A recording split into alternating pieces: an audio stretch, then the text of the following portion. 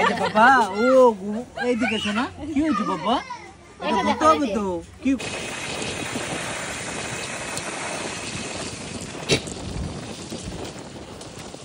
Hello everyone, আশা করি তোমরা প্রত্যেকেই ভীষণ ভালো আছো। আমিও ভালো আছি।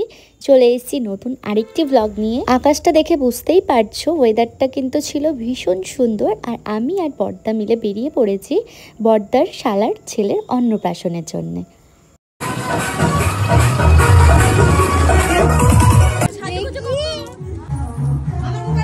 আর ইনিই হলেন সেই লাড্ডু গোপাল যিনি নাকি আজ প্রথম ভাত খাবে।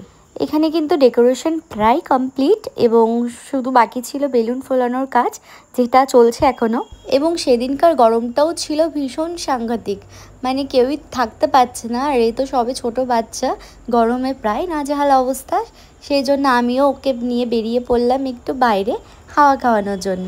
দেখছো তো কোলের মধ্যেই কেমন ছটফটামি শুরু করে দিয়েছে।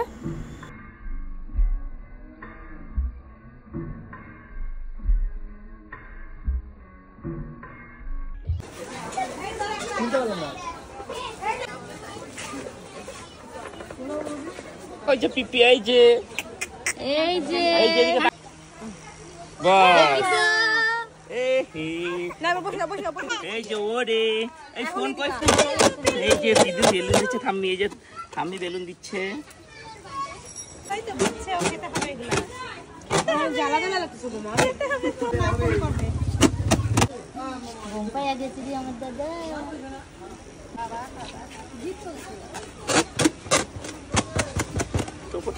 কোনটা খাবে? কোনটা এটা? বাবা ঘুমাসটা কিন্তু এই যে বাবা নাও নাও নাও এই যে বাবা ও এইদিকে শোনা কি হয়েছে বাবা এটা বলতে হবে তো কি কুটো ঘুম পাই গেছে আমার গানটা চালালে পারে শব্দ ওই ওই যে এই যে বাবা হাত করো এই যে এই যে রিয়াদ, আরে তোমার ছবি উঠছে বাবা, এই টাকা না কিছুতেই যেন ভাঙছে না লাড্ডু গোপালের ঘুম। তাকে ঘুম ভাঙানোর জন্য দেখো কীরকমই না ব্যবস্থা করা হয়েছে। লাস্টে না পেরে ডিজে চালানো হয়েছে এবং তার পিসিমণি তাকে ঝাঁকিয়ে ঝাঁকিয়ে ঘুম থেকে তুলছে।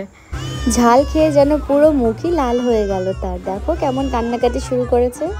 আর এখানে আমার বড় বৌদিকে দেখো, এখানে প্রত্যেকটা বাচ্চাকে এক এক করে ভাত খাইয়ে দিচ্ছে।